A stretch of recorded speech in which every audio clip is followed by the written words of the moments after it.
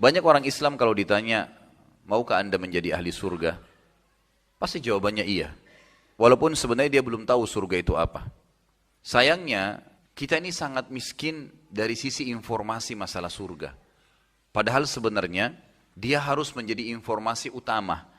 Bahkan sebagian ulama salaf mengatakan, informasi tentang surga dan apa yang telah Allah janjikan bagi setiap orang beriman, semestinya lebih didahulukan daripada makannya seseorang pada saat lapar, minumnya seseorang pada saat dia haus, tidurnya seseorang pada saat dia capek.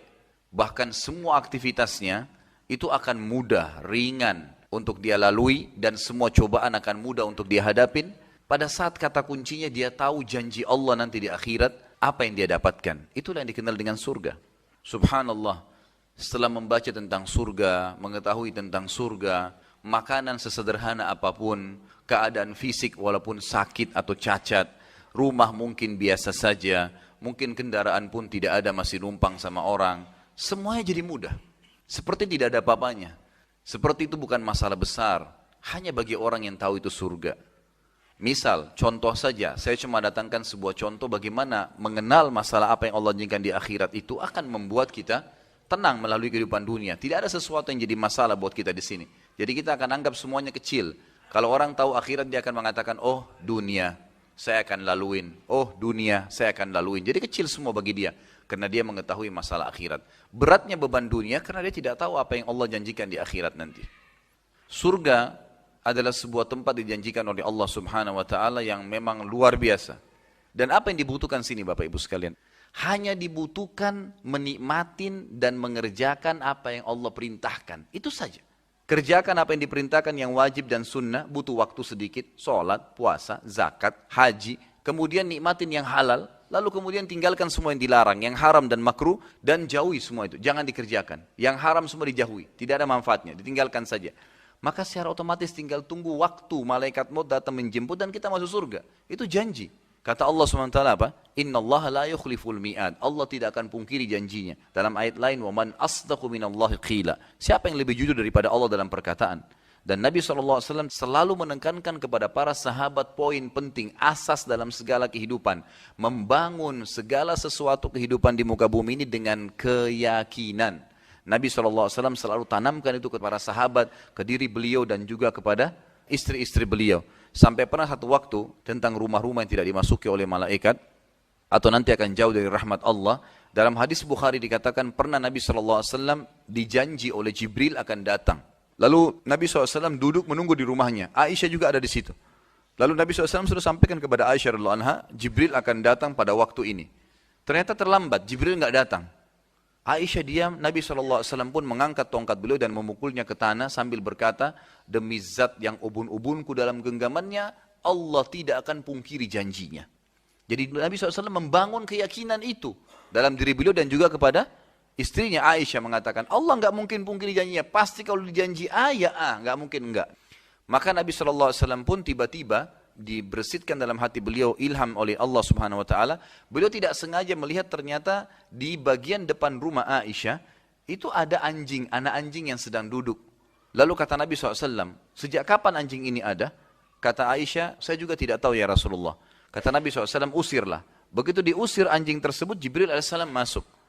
Lalu kata Nabi SAW, kenapa kau terlambat wahai Jibril? Kata Jibril, kami para malaikat tidak dibolehkan masuk di rumah yang ada anjingnya. Hadis sahih riwayat Bukhari. Tapi kita ambil saksi bahasan bagaimana Nabi SAW sangat yakin dan membangun keyakinan tersebut di atas lini kehidupannya. Kita semua yang hadir di sini dan seluruh muslimin, ikhwan dan akhwat sekalian, tidak boleh ragu terhadap agama ini yang benar. Banyak orang Islam tidak mau dakwakan agamanya. Tidak mau bangga dengan nama Islamnya, tidak mau bangga dengan penampilan Islamnya, tidak mau bangga menyerapkan hukum Islam dalam rumahnya ataupun dalam kehidupannya karena dia masih ragu, tidak yakin dengan itu. Padahal Allah mengatakan dalam Al-Quran kekal ditilawakan oleh orang yang beriman sampai hari kiamat. A'udzubillahi minasyaitonirrajim. Inna dina indallahil Islam. Agama yang Allah terima hanya Islam yang dibawa oleh Muhammad SAW. Jadi kita harus yakin, gak boleh ragu. Ini benar nggak ya? Ada nggak orang begini dan seterusnya? Artinya, apakah benar Islam saja yang diterima? Apakah memang orang-orang lain betul kafir atau tidak? Nggak boleh ragu dengan masalah itu. Memang harus yakin. Allah mengatakan dalam ayat yang lain, A'udzubillahi minasyaitonirrajim, wa man yabtaghi ghairal islami dinan falan yuqbala min wa huwa fil akhirati minal khasirin. Siapa yang coba-coba pilih Islam selain Islam sebagai agamanya tidak akan diterima darinya, dan dia termasuk di akhirat orang-orang yang rugi. Saya pernah berdialog, kebetulan teman kita ini semoga Allah berikan hidayah, berfaham liberal. Mengatakan semua agama sama, boleh nikah lintas agama, Al-Quran boleh direvisi, beragam macam isu yang mereka lemparkan. Syubhat yang membuat dirinya dan kaum muslimin jadi ragu. Bukan membangun keyakinan tapi malah membangun syubhat, keraguan-raguan. Dia khutbah di mimbar, waktu itu saya kebetulan tidak ada khutbah Jumat di kota Makassar beberapa tahun yang lalu, di masjid cukup besar. Saya duduk pas di depan mimbar dan dia berkata, menafsirkan surah Al-Baqarah ayat 120 yang bunyinya a'udzubillahi minasyaitonirrajim walan tarda ankal yahudu walan nasara hatta tattabi' millatahum. Tidak akan pernah ridho Yahudi dan Nasrani sampai kalian mengikuti ajaran mereka. Awalnya dia jelaskan Yahudi bagus, Nasrani bagus, jelas semuanya. Tapi di tengah-tengah khutbah ada yang mengkritik saya. Dia sempat bilang, tapi kita orang Islam ini tidak boleh mengaku sendirian masuk surga. Semua orang boleh masuk surga, yang penting berbuat kebaikan. Jadi agamanya apa saja, tidak ada masalah. Dia turun mimbar, saya dekatin. Setelah saya salam, saya bilang, akhi, saudaraku, tadi antum bilang di atas mimbar bahwasanya semua agama itu benar. Semua orang bisa masuk surga, berbuat apa saja. Benarkah itu? Teman-teman liberal ini punya kebiasaan, mereka memang seperti sudah dibentuk dengan itu. Mereka harus mengejar tingkat akademik yang tinggi dengan tujuan supaya tidak didebati oleh orang awam. Jadi supaya kalau doktor atau profesor yang bicara nanti orang tidak bisa bantah. Kadang-kadang begitu. Seperti itu yang terjadi di Indonesia. Yang pertama ditanya sama saya, dia bilang, Anda ini siapa dan titelnya apa?